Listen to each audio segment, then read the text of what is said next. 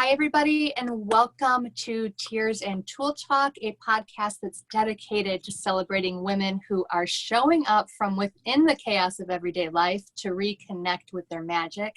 I am so excited to have with us here today Arthur Krill. She was one of our very first trailblazers, and I'm so excited to have you here today. Amanda, could you tell everyone a little about yourself? Yeah, hi, I'm Amanda, and I have been, hold on one second. Sure. I'm recording something right now. Can you go somewhere else, please? I'm sorry. Okay, go. Thank you. Oh my gosh, I'm so sorry. This podcast was just interrupted by a Tears Tulle moment, so go on, we're ready. So, I've been in business for 14 years, and I started as a virtual assistant. I moved into branding, and now I'm doing boldness coaching. And what started it was that I had like $64,000 worth of credit card debt that my husband didn't know about, and I had 3 toddlers. So working outside of my home was like completely impossible. There's no way I could pay for childcare and pay off this debt. So I decided to start a business. And that's kind of how my whole journey started, with this crazy big, unbelievable, what some would call a mistake. But it really was a catalyst that changed everything about my life and sent me down a path I never would have dreamed I would have gone down, into this like amazing way of living now, where I, have this business, but my husband started his own business from it. He left teaching, and we've traveled to Europe multiple times, and like we can just basically work when we want, where we want, for who we want, and it's been an amazing journey. So that's pretty much me in a small nutshell. Wow, thank you for sharing. That's so courageous for you to share your heart and where you're coming from, and I think a lot of us can relate to your story. So thank you. Yeah, I find the more people that, like, at first I didn't tell people about the debt, but then I was like, it really isn't something to feel shame around. We all do things like this. We all make mistakes, but you have to take the thing that you did and like turn it into something positive and really learn from it, and then help other people get through it. So not sharing your story seems to me to be not a great idea. Like, you should tell your story, get yourself out there, help other people go through what you've been through. And that's how the world changes, is by being in a good community and helping other people get through stuff. Very cool. Thank you. So we start every Tears Tulle Talk episode out with a Tears Tulle moment, something you might be going through right now in your life. I asked you ahead of time to think about what your even when, especially then might be. And since we're at the beginning of a new season, I'm actually going to remind viewers and listeners what the even when, especially then is. It is a Tears Tulle moment. And what we do is we say something we love about ourselves or something positive. And then we say, even when, whatever that might be for you, the unexpected, detour of some kind, something that just isn't going the way you thought it would. And then, like we all say, especially then, because we can all be in this space together and celebrate that we're able to still connect with our magic through the really hard, messy stuff in life. So I know that I reached out to you and let you know I would be asking. So I would love to hear what your Tears Tulle, even when, especially then, is.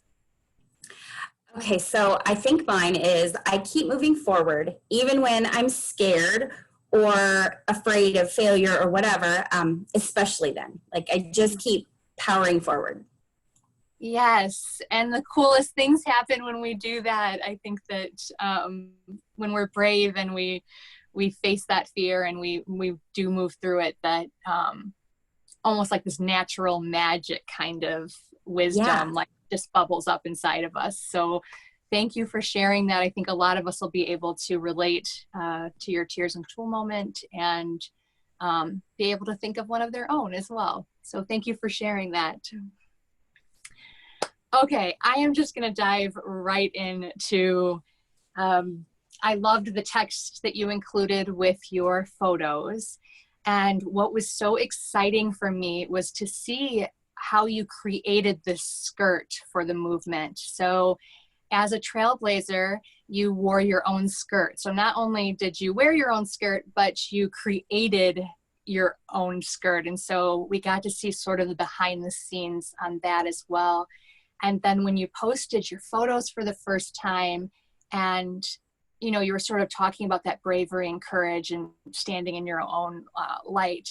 You were on, I think, railroad tracks, and you just had your arms out, and it was just such a powerful moment where you actually look like you're blazing a trail. Like, it just looks like fire. And I'm getting goosebumps right now. Seeing those pictures for the first time was like, oh my gosh, she totally gets what this movement is about, and how to celebrate who she is. So I would love to hear all about your experience with your own homemade skirt, and you know, your photos and how you felt throughout that whole process.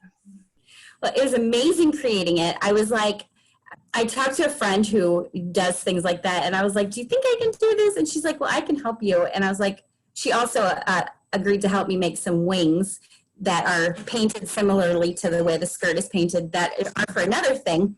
But I ended up doing it on my own. And because I live out in the middle of nowhere, it took me a while to find enough tools to make it. Like, I had to go like to 3 different towns around me trying to find enough to make it. And then I was like, I wanted it to be super unique. And I happened to see this wedding dress. So a phoenix, I guess, pause for a second, like a phoenix rising from the ashes is kind of how I feel right now, because I started my business 14 years ago, and it went super well until I paid off the debt. And at that point, I decided that I wasn't going to set any goals for myself, because I figured where God had taken me was so much bigger than I had ever planned. So I was just going to let him lead, which is total mistake. Like, not that he won't do that, but I think it's better. Like, his goal is you set the goal, and then I'm going to help you get there and like take you on this crazy path.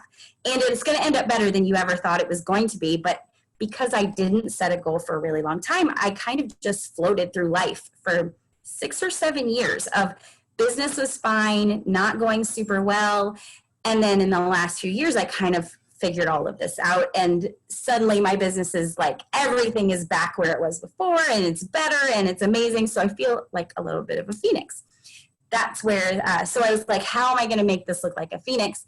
And I saw somebody who did this wedding dress that they called it a dip dress, but it wasn't. They like spray painted it. And I was like, I can do that. So thus the skirt was created. I went down to the basement in the middle of winter and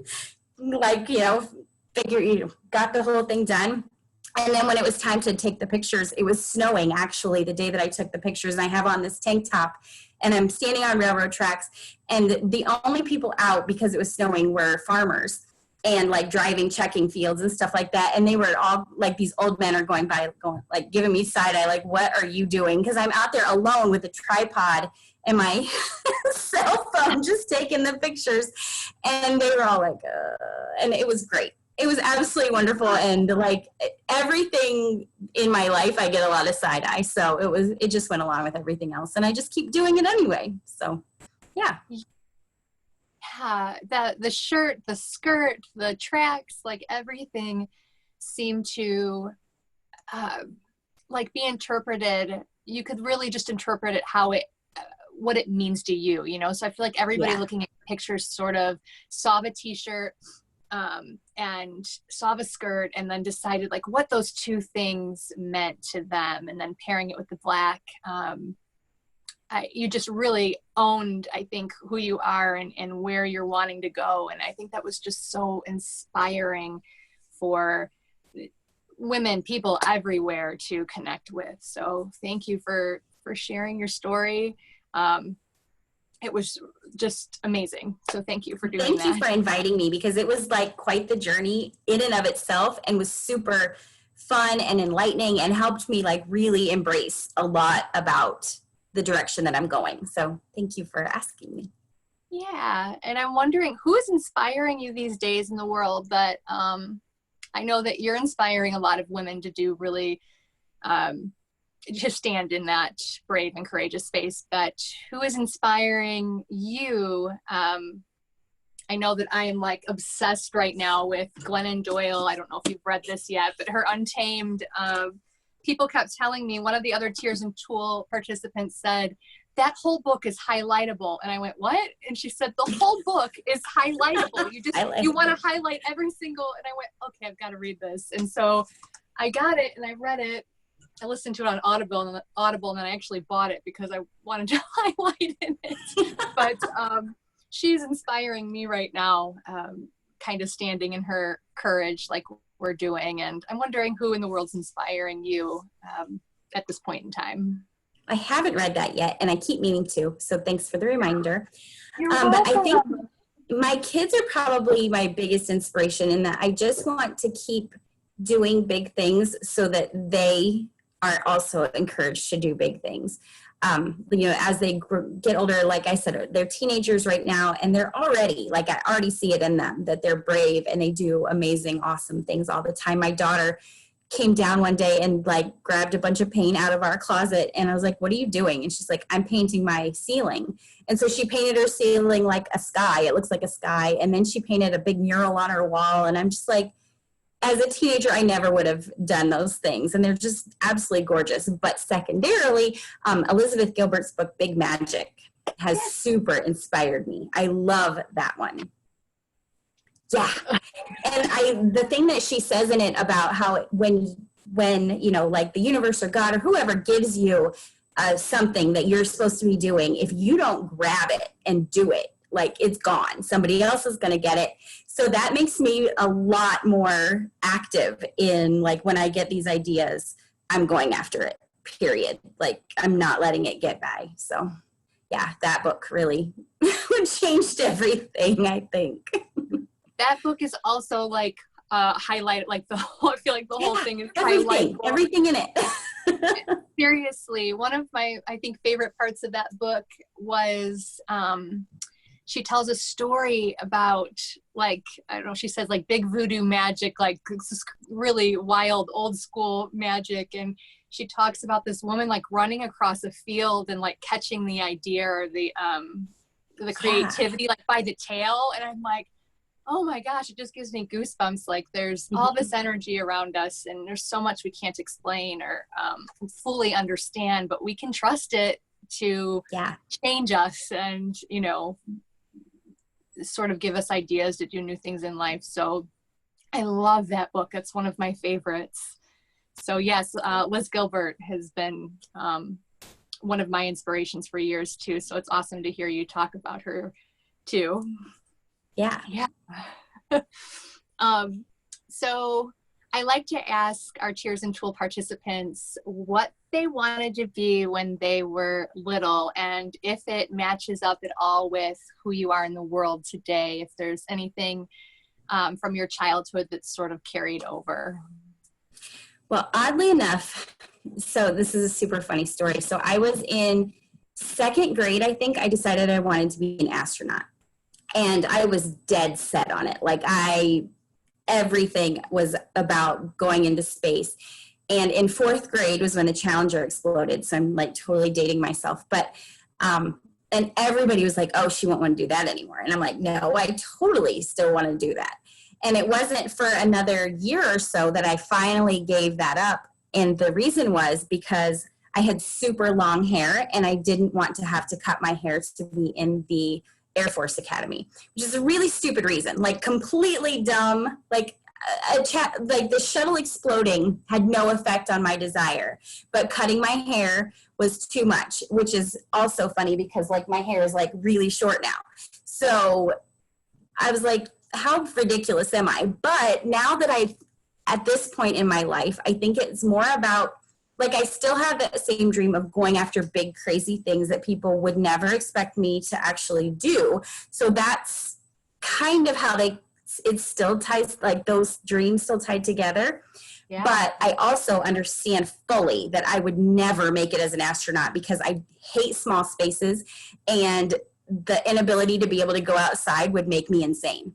So, like, I never would have made it as an astronaut anyway, but it's just that going after the big, crazy things is still there.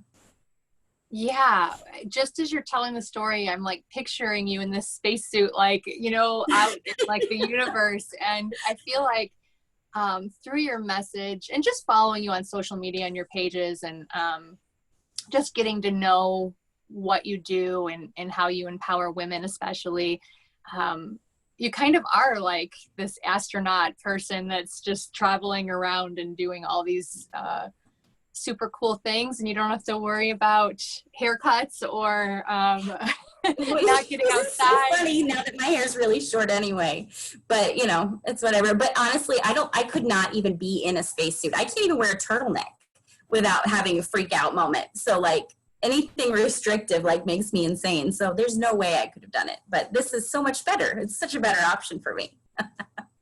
Yes.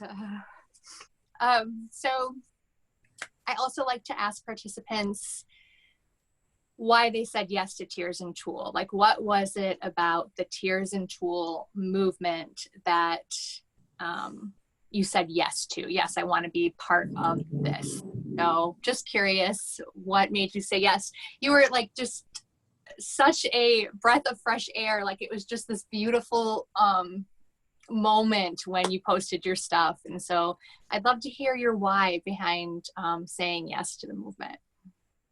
I feel like it really fits with my whole message of, you know, this is all these things that happen to you they may be sad, they may be bad, they may be scary, they may be hard, but there's always a silver lining to it. There's always something beautiful that comes out of it. You just have to move through the hard parts of things to get to it. And I feel like I said earlier, there are no mistakes in life. Like there's no coincidences, there's no mistakes. Everything is designed to move you towards a specific goal. And if you can do it in a joyful way, like with a big, gorgeous skirt, then it makes everything a whole lot easier. So I felt like it really fit with, you know, what I'm all about anyway. Yeah, that totally fits. Like, that makes so much sense.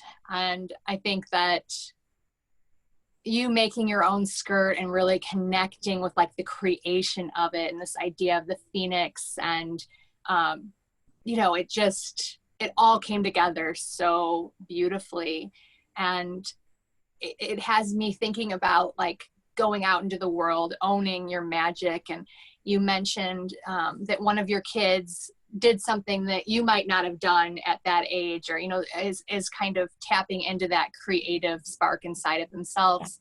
And I really think that it has to do with seeing our moms go out into the world, seeing us go out and be afraid and still, you know, fail and get up and then fail again and get up and just keep moving and bringing our color out into the world. So how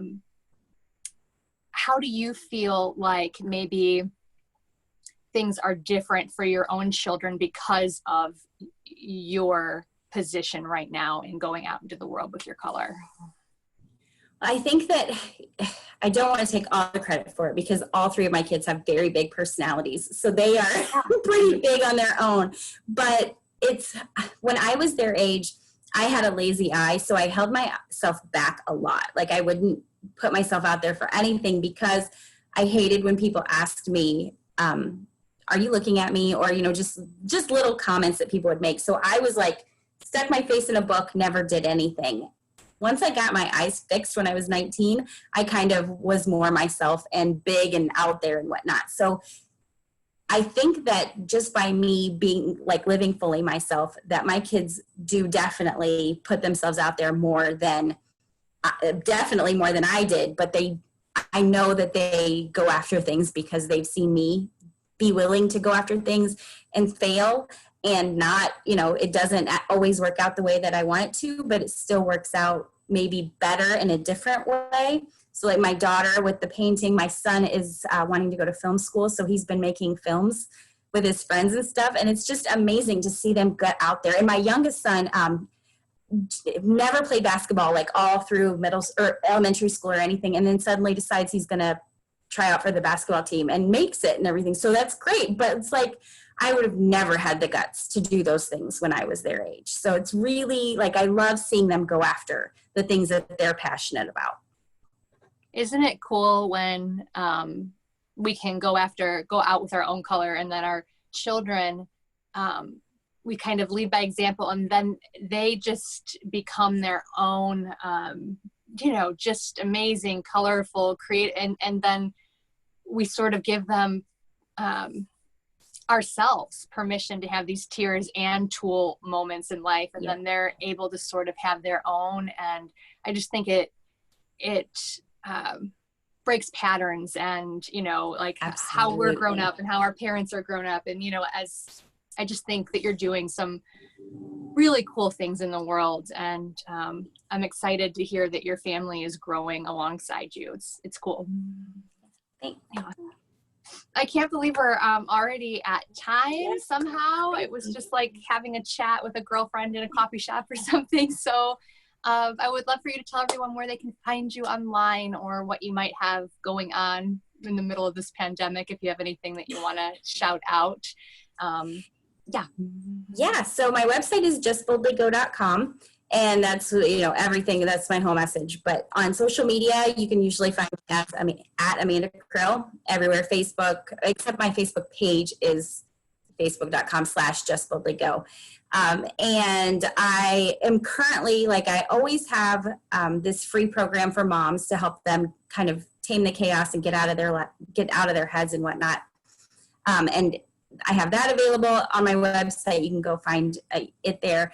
And then I also have a coaching course hybrid that I run continually for women who are in business, but have been running it more as a hobby and want to go be a little bit more pro. And it helps them kind of figure out what works best for them individually, in like how to, just even structure your day so that you work better, and then helps you systematize your stuff, and has coaching along the way with it. That's at rebelcurious.com.